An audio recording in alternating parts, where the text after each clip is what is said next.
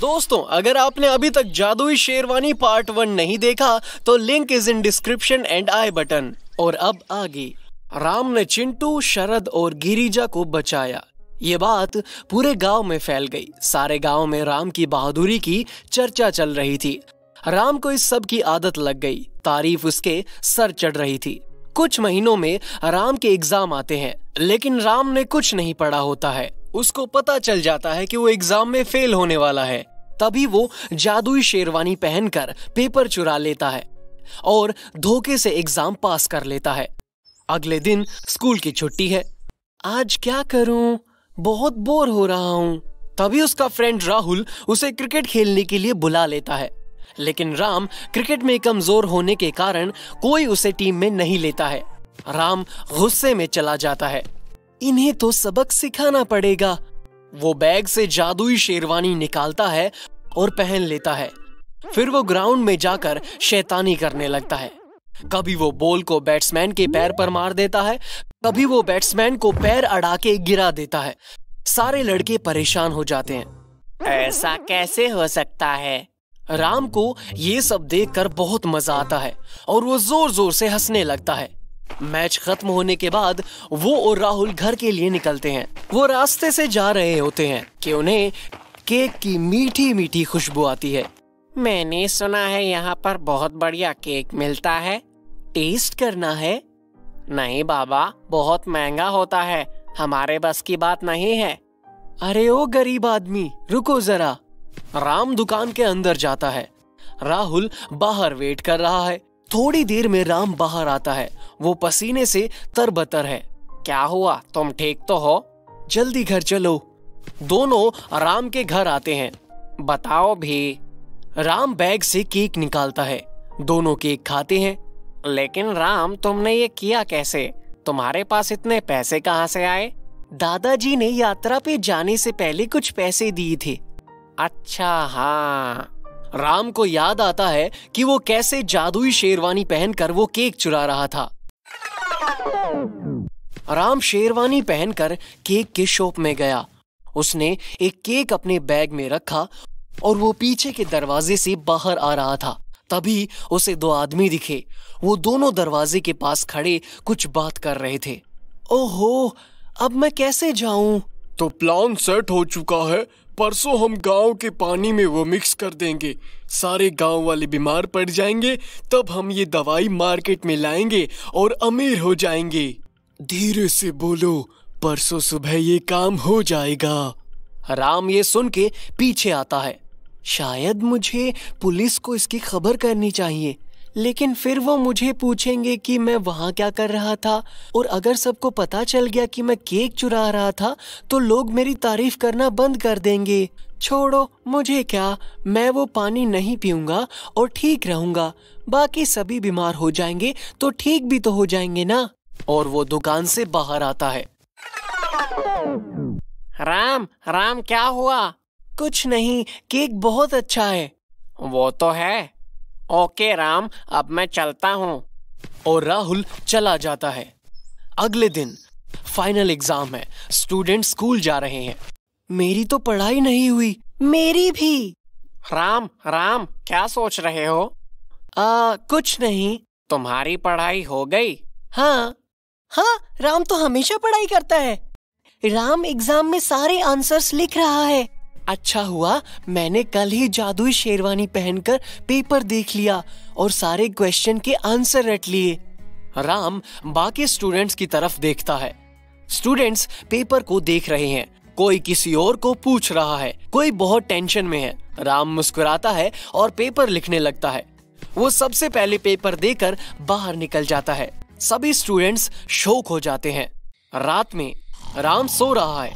तभी उसे आवाज आती है। ये कैसी आवाज है? शायद घर में चोर आए हैं। मुझे गायब होना होगा, वरना वो मुझे मार सकते हैं।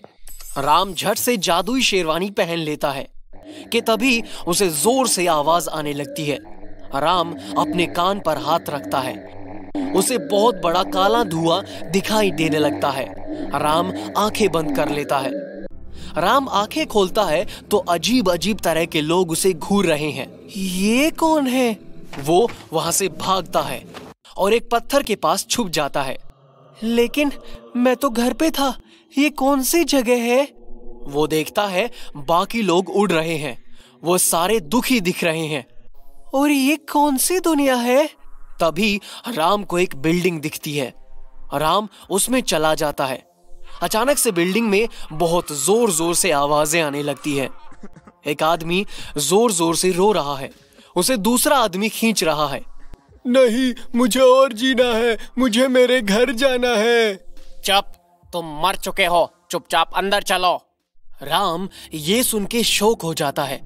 क्या मैं भी मर चुका हूँ? तभी कोई पीछे से राम के कंधे पर हाथ रख देता है। राम घबरा जाता है।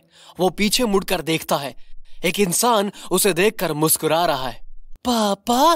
बेटा, तुम यहाँ क्या कर रहे हो? पापा? और वो खुशी से पापा को गले लगाता है। ये कौन सी जगह है? ये मृत आत्माओं की दुनिया है बेटा, तुम्हें यहाँ पर नहीं होना चाहिए। राम हक्का बक्का रह जाता है। तुम यहाँ पर कैसे आए? मैं घर पर था और मुझे आवाज आई, इसलिए मैंने ये शेरवानी पहन ली और फिर काला धुआं आ रहा था और मैं यहाँ आ गया। ये तो जादुई शेरवानी ने किया है। बेटा, तुम कब से शैतानियां करने लगे? क्या मैं और शैतानी? नहीं तो। बेटा, मैं तुम्हारा पापा हूँ, सच सच बताओ, तुमने जादुई शेरवानी का गलत इस्तेमाल किया था? हाँ पापा, मैंने मस्ती के लिए 1-2 बार। इसलिए तुम्हारे साथ ये सब हो रहा है। जादुई शेरवानी का यूज सिर्फ लोगों की मदद करने के लिए करना है। अगर हम इसका गलत इस्तेमाल करेंगे तो ये काला जादू दिखाने लगती है, जो काफी खतरनाक होता है। लेकिन दादाजी ने तो मुझे इस सब के बारे में बताया ही नहीं। तुम्हारे दादाजी को पूरा भरोसा था कि तुम कभी भी इसका गलत इस्तेमाल नहीं करोगे, इसलिए उन्होंने तुम्हें नहीं बताया होगा। राम को बहुत बुरा लगने लगता है, उसके आंखों से आंसू आते हैं। अभी भी तुम इसे ठीक कर सकते हो राम। देखो, ये शेरवानी पूर्वजों ने दी है। ये बहुत बड़ी शक्ति है और इसी के साथ जिम्मेदारी भी। इसे अच्छे से निभाना तुम्हारा कर्तव्य है। राम आंसू पोंछता है। मुझे मेरी गलती का एहसास हो गया पापा, मैं फिर से ऐसा नहीं करूंगा। पापा मुस्कुराते हैं। तभी सारी तरफ काला धुआं छा जाता है और जोर से आवाज आने लगती है। राम अपने कान और आंखें बंद कर लेता है। वो नीचे गिर रहा है। कुछ देर बाद आवाज रुक जाती है। राम आंखें खोलता है तो वो देखता है कि अपने कमरे में अपने बेड पर है। सवेरा हो रहा है।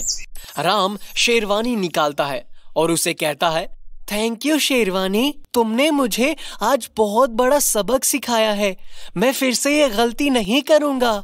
वो भागते हुए सरपंच जी के घर जाता है और उन्हें सब कुछ बता देता है। सरपंच पुलिस बुलाते हैं।